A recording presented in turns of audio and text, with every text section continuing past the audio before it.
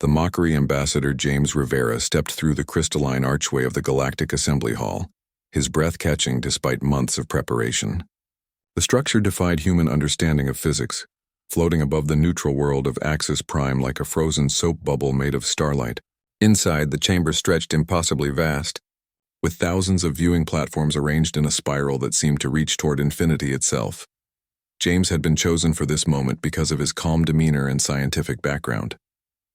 A former astrophysicist turned diplomat, he understood both the data Earth was presenting and the political delicacy required to convince hundreds of alien civilizations to take humanity seriously.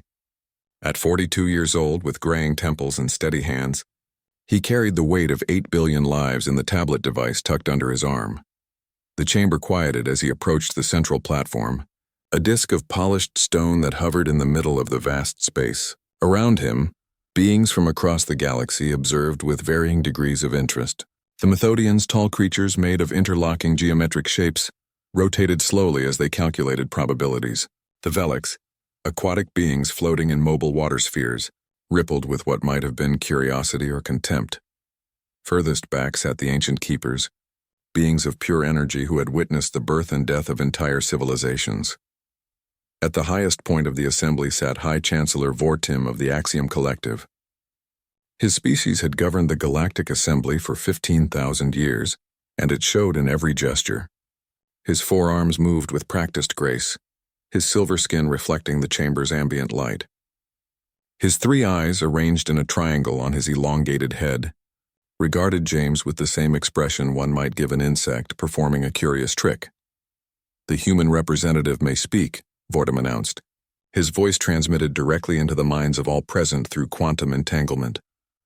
James activated his tablet, and holographic projections bloomed in the air around him. Star charts appeared first, showing the local galactic cluster in brilliant detail. "Honored members of the Assembly," he began, his words translated instantly into thousands of languages. 47 days ago, Earth's Deep Space Observation Network detected an anomaly. We call it a dark matter cascade wave. The projections shifted, showing streams of data, gravitational readings, and spectroscopic analysis. This wave is moving through our region of space at 0.7 light speed. Our models predict it will destabilize star systems in its path, causing solar flares, planetary orbit disruption, and in the worst cases, stellar collapse. A ripple of sound moved through the chamber, clicks, whistles, harmonic vibrations, and mental projections that together formed a symphony of dismissal. James pressed on, highlighting specific star systems on the map. These 14 systems lie directly in the wave's path. 7 of them host assembly member civilizations. Without preparation and coordinated defense, we estimate casualties in the trillions. Minister Kexisha of the Veliks delegation raised a tentacle, her water sphere pulsing with bioluminescent patterns. The human speaks of phenomena our science has studied for millennia. Dark matter interactions are well understood. This cascade wave the human describes is theoretically impossible according to Veliks quantum models, which have been proven accurate for 8,000 years. "With respect, Minister," James replied, pulling up more data, "our observations show—" "Your observations?" The interruption came from the Methodian sector. Architect Prime Hexel's crystalline form chimed with what James had learned was their version of laughter. "Humanity has possessed spacefaring capability for less than 2 centuries.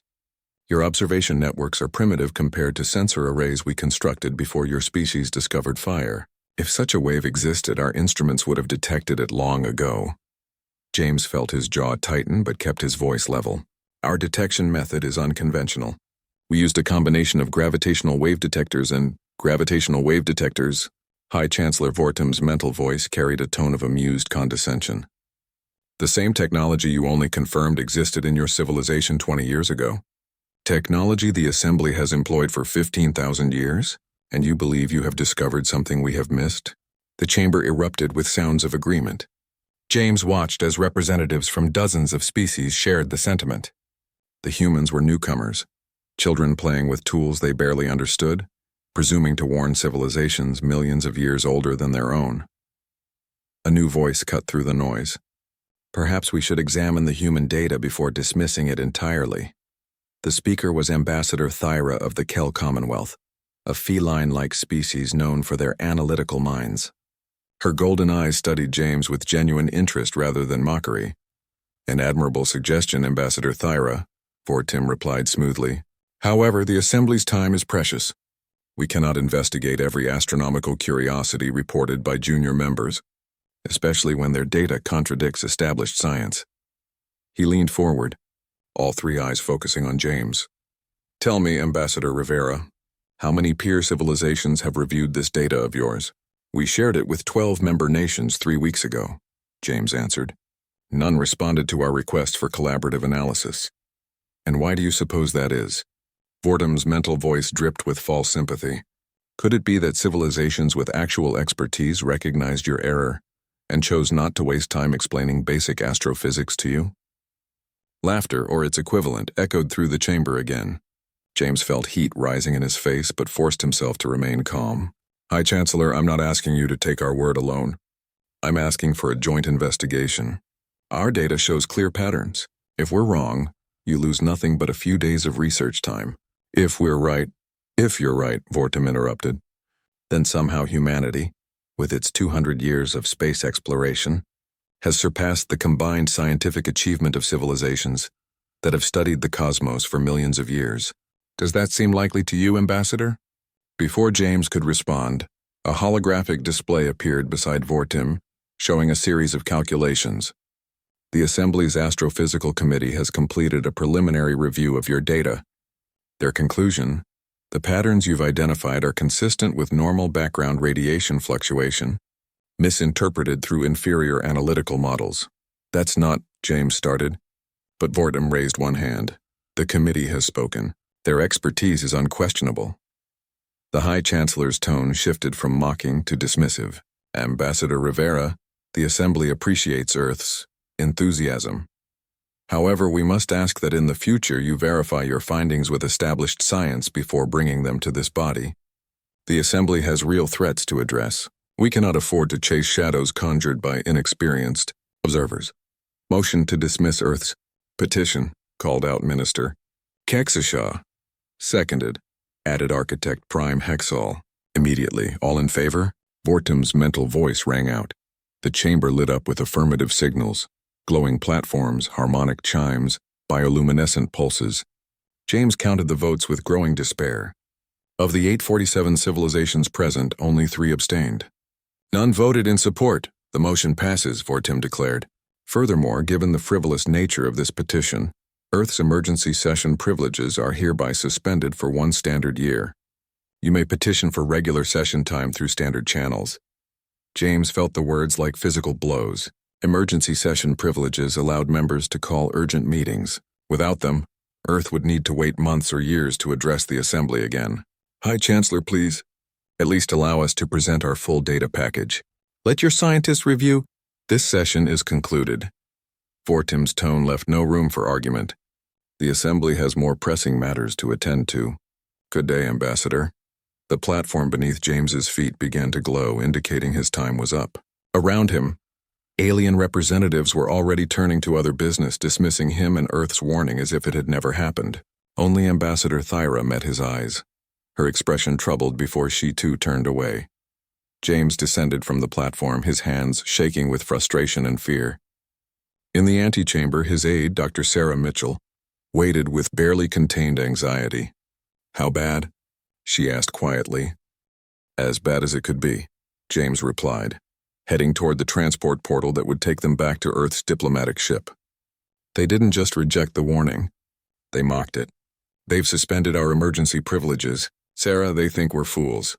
On the journey back to Earth, James sat in the observation deck, watching the stars stream past. Dr. Mitchell joined him, carrying 2 cups of coffee, a small comfort from home. The probe data from Sector 7 just came in, she said softly. The wave is accelerating. Our original timeline was too conservative. James closed his eyes. How long? 4 months instead of 6. Maybe less.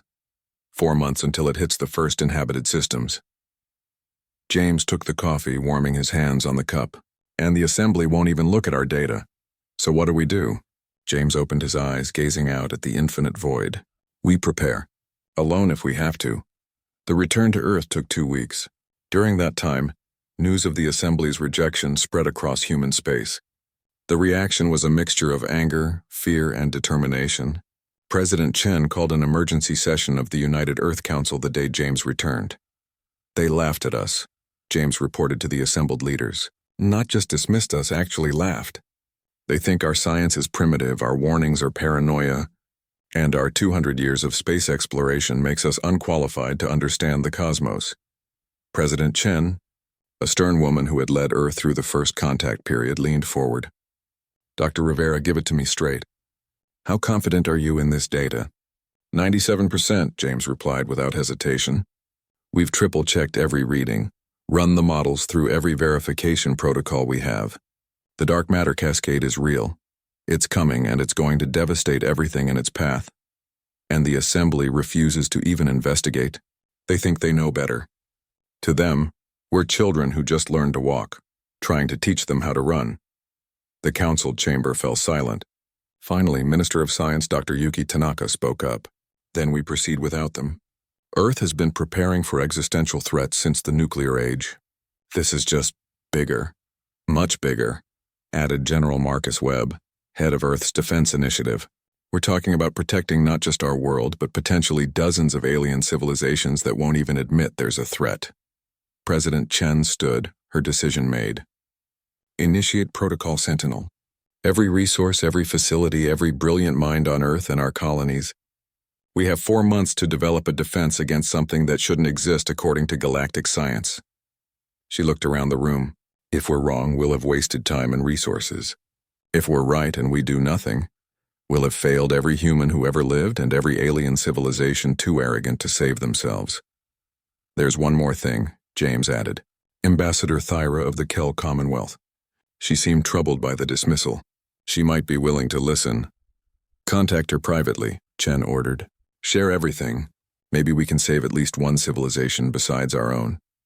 As Earth mobilized, transforming industrial capacity and scientific research toward a singular goal, the galaxy continued its routine. Trade flowed between systems. The Assembly debated minor territorial disputes and economic regulations. And in the vast darkness between stars, the dark matter cascade wave rolled forward, invisible to conventional sensors, unstoppable by conventional means. In the outer systems, the first signs began to appear. On the mining colony of Zerath 4, automated sensors detected strange gravitational fluctuations. The readings were dismissed as equipment malfunction.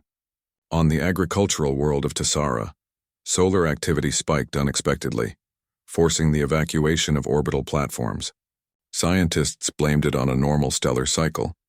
But on a small monitoring station orbiting the gas giant Helios 9, a Velix researcher named Torval noticed something disturbing in her data. Gravitational waves that shouldn't exist. Energy readings that matched no known phenomenon.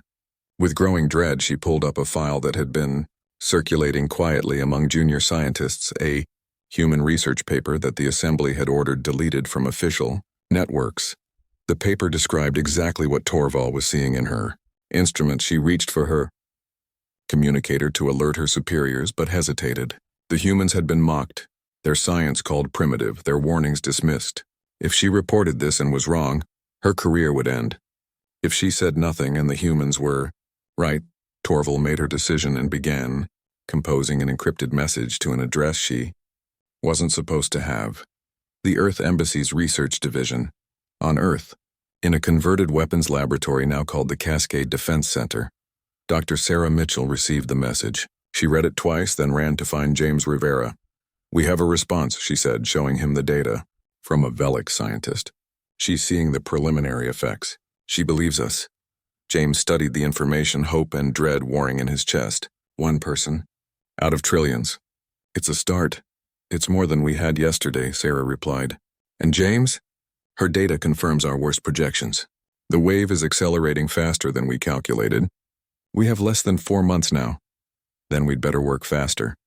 Across the galaxy in the Galactic Assembly Hall, High Chancellor Vortim reviewed reports of minor stellar anomalies in the outer systems. His assistant suggested mentioning them to the Astrophysical Committee. Routine fluctuations, Vortim dismissed with a wave. Nothing to concern the Assembly.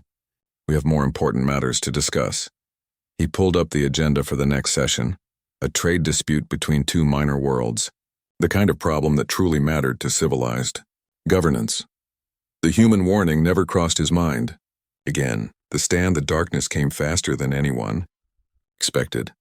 3 months and 2 weeks after the Galactic Assembly dismissed Earth's warning, the mining colony of Zerath 4 simply vanished. One moment, the orbital stations were transmitting routine reports about mineral extraction quotas. The next moment, every signal went dead. When rescue ships arrived 2 days later, they found the planet's orbit had shifted by 17 million kilometers. The surface was frozen solid, and the star itself was flickering like a dying light bulb. The news hit the galactic networks with the force of a supernova. Within hours, reports flooded in from across the outer rim, agricultural worlds experiencing catastrophic solar storms, research stations detecting gravitational anomalies that made their instruments scream impossible readings, trading outposts watching their parent stars dim and flare without warning. On the water world of Valora Prime, Minister HFY floated in her private meditation chamber when the emergency alert shattered her peace. Her staff rushed in with reports that made her bioluminescent patterns flash with alarm. 7 Velix colonies in the outer territories were experiencing the exact phenomena the human had described, the exact patterns their scientists had dismissed as impossible. "Get me the human data," she commanded. "All of it. Now." "Minister, that information was ordered purged from official networks after the Assembly ruling." "I don't care what was ordered." HFY's water sphere rippled with agitation. "Find it. Contact Earth directly if you must. Just get me that data." Across the galaxy, similar scenes played out.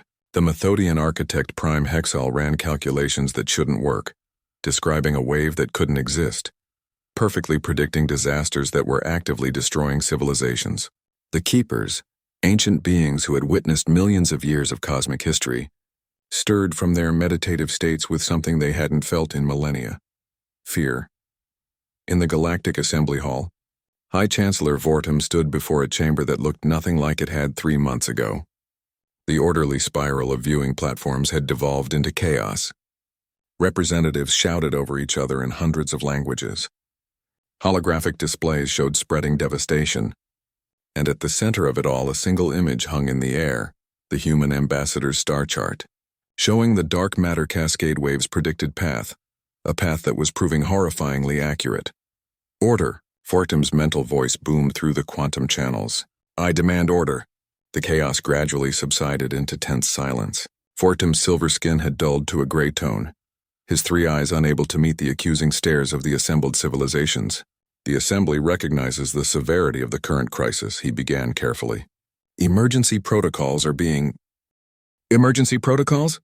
Ambassador Thyra of the Kel Commonwealth stood, her tail lashing with barely controlled fury. "High Chancellor, 18 systems have gone dark in the past week. 18, and our emergency protocols amount to telling people to evacuate. Where exactly are trillions of beings supposed to evacuate to? The Astrophysical Committee is analyzing the phenomenon. The committee that told us this phenomenon was impossible?" Thyra's golden eyes blazed. "The same experts who dismissed human science as primitive? Where are they now, High Chancellor? Why aren't they here explaining how something impossible is destroying our worlds?" The chamber erupted again. Vortum raised all 4 arms for silence, but his authority had crumbled. For 15,000 years, his species had governed through presumed superiority and ancient wisdom. That illusion was burning away faster than the stars in the Cascade's path. "We need solutions, not recriminations," Vortum managed. "The Assembly's greatest minds are working—" "The Assembly's greatest minds are panicking," interrupted Architect Prime Hexal, his crystalline form resonating with unusual emotion. "I have spent the last 72 hours reviewing every scientific model we possess. None of them can explain this wave. None of them can predict its behavior. And none of them offer any method to stop it or deflect it. Then what do you suggest?" Vortum demanded, his composure finally cracking. "What would you have us do?" Thyra's voice cut through the chamber, quiet but clear. "Ask the humans." Silence fell like a physical weight. Every being in the chamber understood what those 3 words meant. The mighty Galactic Assembly, with its millions of years of collective knowledge, would have to go begging to the civilization they had mocked. "The humans warned us," Thyra continued, her voice strengthening. They detected this wave when our superior sensors saw nothing. They predicted its path when our superior models said it was impossible. And while we laughed at them, they were preparing. She pulled up data on the main display, intelligence reports that Earth hadn't tried very hard to hide. For 3 months, Earth has been converting its entire industrial capacity toward cascade defense. They've been developing technologies we don't understand, using approaches our science says shouldn't work. Maybe, just maybe, their primitive methods are exactly what we need. Minister Kexisha's water sphere pulsed in agreement. The Velix Collective supports this motion. We should have listened to them from the beginning. Pride should not prevent us from listening to them now. The Methodian aggregate concurs, added Hexal. Unconventional problems require unconventional solutions. Humanity has proven adept at thinking differently. Vortim looked around the chamber, seeing agreement in thousands of alien faces. His reign, his species' dominance, his personal authority, all of it was ending in this moment. But the alternative was watching civilizations die while he clung to pride. Very well, he said quietly. Contact Earth, tell them the Galactic Assembly requests their assistance. On Earth, in the Cascade Defense Center that had become humanity's nerve center, alarms rang out at 3 a.m. local time. Dr. Sarah Mitchell stumbled to her workstation, coffee in hand, expecting another disaster report from the Outer Rim. Instead, she found herself staring at an official communication request from the Galactic Assembly itself. James, she shouted across the facility. James, you need to see this. Ambassador James Rivera arrived within minutes, his hair disheveled and his shirt buttoned wrong. He'd been sleeping in his office for weeks, catching a few hours here and there between crisis management sessions. He read the message twice, then 3 times before he believed what he was seeing. They want our help, he said, his voice flat with exhaustion and something else. Not quite satisfaction, but perhaps vindication. High Chancellor Vortim himself is requesting our research data, our defensive technologies, and our assistance in coordinating a galactic response. What do we tell them? Sarah asked. James thought about that question for a long moment. He thought about the mockery in the assembly chamber, the dismissive laughter, the suspension of Earth's emergency privileges, the 3 months humanity had spent alone, frantically preparing for a disaster the galaxy refused to acknowledge. He thought about all of that, and then he thought about the billions of lives hanging in the balance, lives that would be lost if he let pride get in the way of action. We tell them yes, he said simply, and then we save everyone we can. 6 hours later, James stood in the Galactic Assembly chamber once more. This time the atmosphere was completely different. No mockery, no dismissive laughter, just thousands of beings watching him with desperate hope. Honored members of the Assembly, James began, noting the bitter irony of using the same formal opening as before. Earth accepts your request for assistance. We will share everything we've learned about the dark matter cascade wave. But I need to be clear about something first. He pulled up holographic projections showing Earth's preparations, massive orbital platforms that violated every galactic regulation on weapons testing, experimental reactors that used physics models the Assembly's scientists still claimed were impossible, ships designed with hull configurations that made conventional engineers cringe. Our methods are unconventional, James continued. Our science breaks rules you consider fundamental. Our approach will seem reckless, maybe even dangerous by your standards. If we're going to work together, you need to trust us even when our solutions don't make sense to you. Can you do that? He looked directly at High Chancellor Vortim as he asked the question. The ancient leader met his gaze and nodded slowly, all 3 eyes steady. Ambassador Rivera, if your primitive science can save our worlds, then we will trust it completely. Then let's get to work. James activated the main display, showing a cascade defense network that spanned multiple star systems. The wave can't be stopped, but it can be deflected. We've developed a technology we call quantum anchoring. By establishing synchronized gravitational field generators at key points along the wave's path, we can redirect its energy around inhabited systems instead of through them. Architect Prime Hexal's crystalline form chimed with confusion. Impossible. The energy requirements alone would exceed the output of a dozen stars. No conventional power source could. That's why we're not using conventional power sources, interrupted Dr. Yuki Tanaka, Earth's Minister of Science, appearing via holographic transmission. We're tapping directly into the dark matter cascade itself, using its own energy against it. The chamber filled with sounds of disbelief. That's, Minister Keksisha began, her patterns flashing rapidly. That's completely contrary to established quantum field theory. The feedback loops alone would work perfectly if you stopped thinking about quantum fields as stable constructs, Yuki said with a slight smile. We learned something during our 200 years of primitive research. The universe doesn't always follow the rules you think it should. Sometimes you have to try things that shouldn't work to discover what does. How long do we have to implement this? Thyra asked, her practical nature cutting through the theoretical debate. James pulled up a timeline. The wave will hit the first major population centers in 4 weeks. We need the anchor network operational in 3 weeks to have any chance. That means building 17 quantum anchor stations, each the size of a small moon, and synchronizing them across 7 star systems. 17 stations in 3 weeks? Vortum's voice carried genuine doubt. The Assembly's fastest construction projects take months for a single orbital platform. Then it's fortunate we're not using assembly construction methods, James replied. He activated another display showing Earth's mobile construction fleets. Our ships don't follow your efficiency models or safety regulations. They're fast, messy, and sometimes dangerous, but they work. And you'll need materials, added General Marcus Webb, joining the transmission. Specific alloys and rare elements. Mining them conventionally would take months we don't have. We've developed rapid extraction drones that can strip mine asteroids in days. Strip mining? Several representatives gasped. The practice was banned by galactic law due to environmental concerns. This is a choice between strip mining some rocks or watching civilizations die, Webb said bluntly. I know which one I prefer. The Assembly struggled with the decision for perhaps 30 seconds before Vorteam made the call. The emergency permits all necessary resource extraction. Do what you must. What followed was the most intense period of cooperation the galaxy had ever witnessed. Human construction teams worked alongside Velix engineers, each group learning from the other. Methodian mathematicians partnered with Earth's physicists to refine the quantum anchor calculations. Kel strategists coordinated logistics across dozens of systems with assistance from human military planners. The cultural clashes were inevitable. Human workers terrified their alien counterparts with safety practices that seemed suicidal. Alien procedures frustrated humans with what seemed like excessive caution. But gradually, the two approaches merged into something more effective than either alone.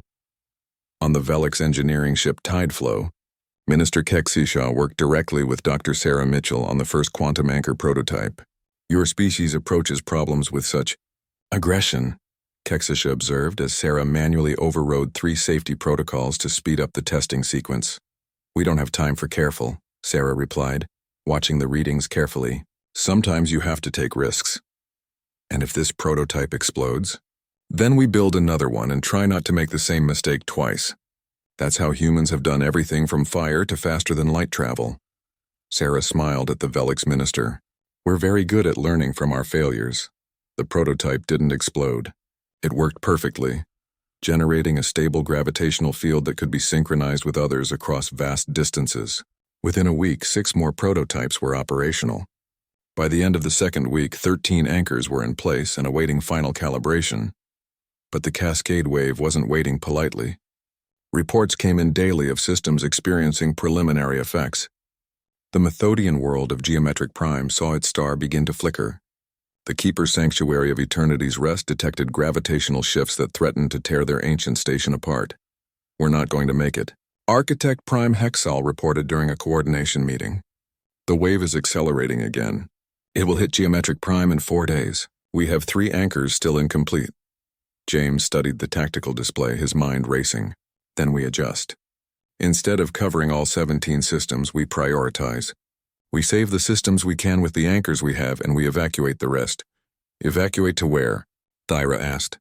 We're talking about trillions of beings. To Earth, James said simply. The room went silent.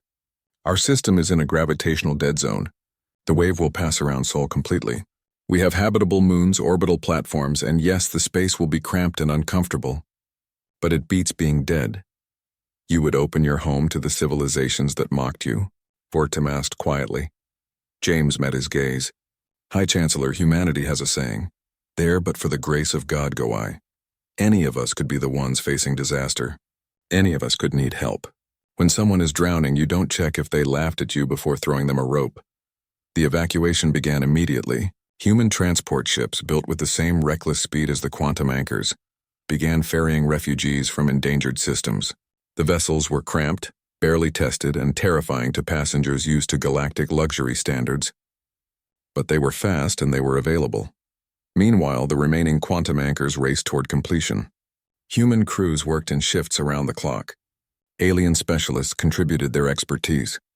On the Methodian anchor station designated Alpha 7, a human engineer named Marcus Chen and a Methodian architect named Prism worked together on the final calibration.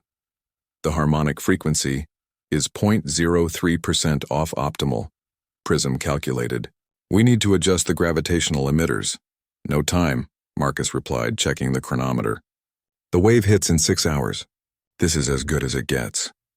But the mathematical tolerances? Sometimes close enough is close enough. Trust me. Prism's crystalline form resonated with what might have been anxiety, but he activated the anchor anyway. I hope your human intuition is as reliable as you believe. Me too, Marcus admitted. Me too. As the dark matter cascade wave rolled toward the populated sectors, 17 quantum anchor stations activated in perfect synchronization. The gravitational fields interlaced like an invisible net spread across space. When the wave hit the first anchor, alarms screamed across every monitoring station. The energy readings were off the scale. The strain on the anchor stations exceeded every safety margin. On Alpha 7, Marcus Chen watched his console light up with warnings as the structure groaned under forces that would tear planets apart. It's not going to hold. Prism's harmonics reached a panicked pitch. Yes, it is, Marcus shouted back, manually diverting power from life support to the structural reinforcement fields. Come on, come on. The wave bent, just slightly at first, a tiny deviation in its path. But that deviation multiplied across the network of anchors, each one adding its gravitational influence to the next. The unstoppable force that had destroyed 18 star systems began to curve around the inhabited worlds, like water flowing around stones in a stream. In the Galactic Assembly Chamber, thousands of beings watched the telemetry in stunned silence. The cascade wave, redirected by Earth's impossible technology, flowed harmlessly through empty space. Systems that should have been destroyed registered nothing more than minor gravitational fluctuations. It's working, Thyra whispered. By all the stars, it's actually working. The wave took 6 hours to pass completely through the network. 6 hours during which every being in the galaxy held their breath. When the last tendrils of dark matter energy finally dissipated into the void beyond charted space, the relief was almost tangible. High Chancellor Vortim stood before the assembly, all 4 arms raised. The crisis has passed.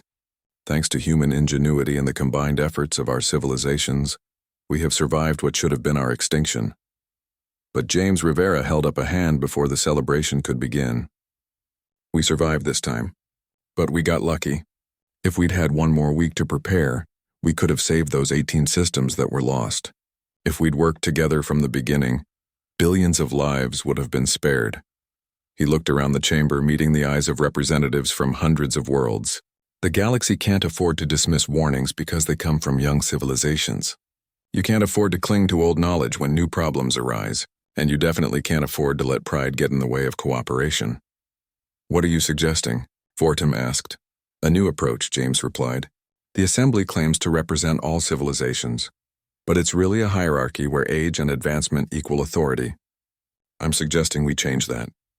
Make it a true partnership where every voice matters, regardless of how long that species has been exploring space. The chamber erupted in discussion. Such a fundamental change to galactic governance was unprecedented. But then Ambassador Thyra stood once more. The Kel Commonwealth supports this proposal. Humanity proved that new perspectives have value. Let us formalize that lesson.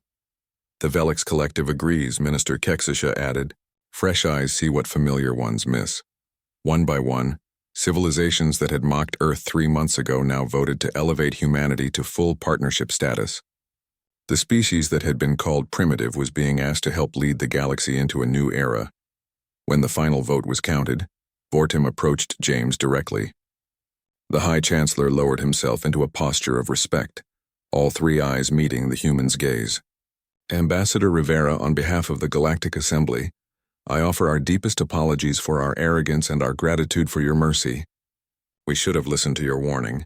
We should have welcomed your insight. Instead, we mocked you and dismissed you. That you helped us anyway speaks to a character we would do well to emulate.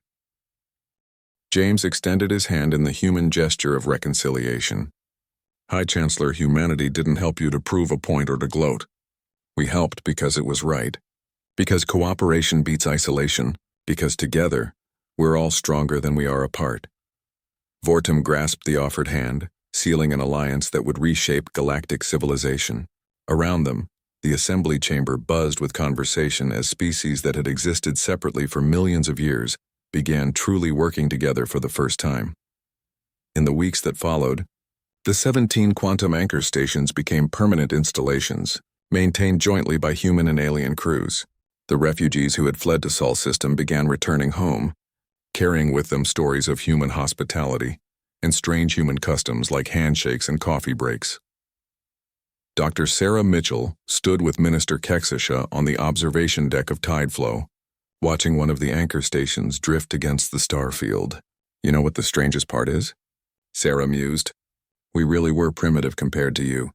Our technology was less advanced. Our knowledge was more limited. The Assembly wasn't wrong about that.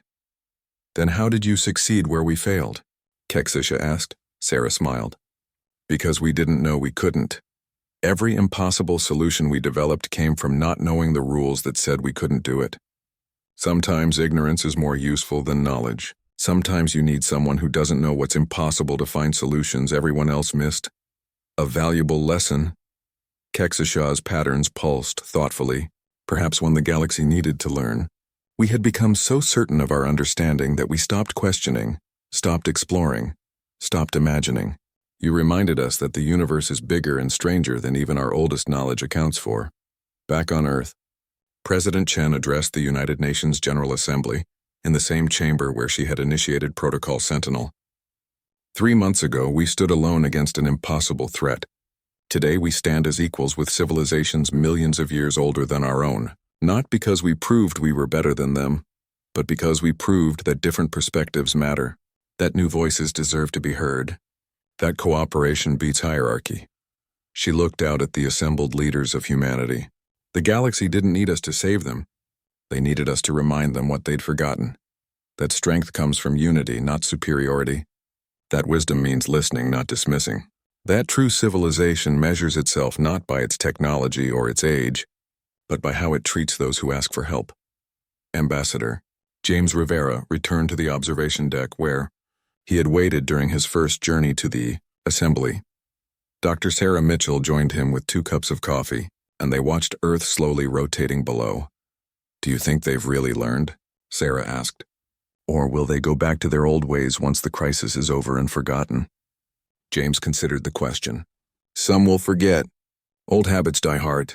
But enough will remember.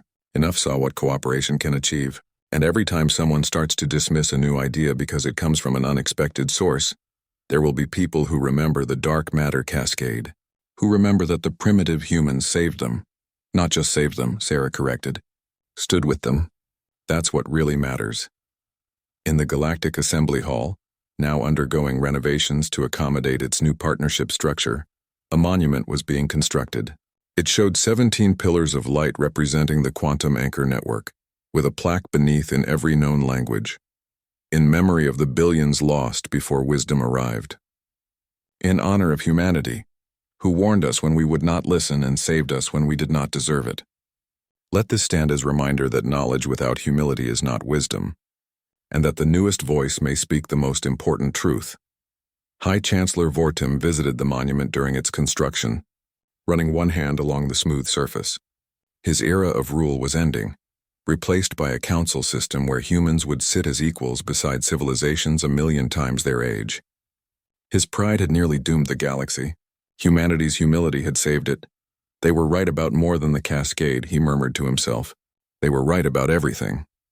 Across the galaxy, the dark matter cascade wave continued its journey into unexplored space, its terrible power now just a memory.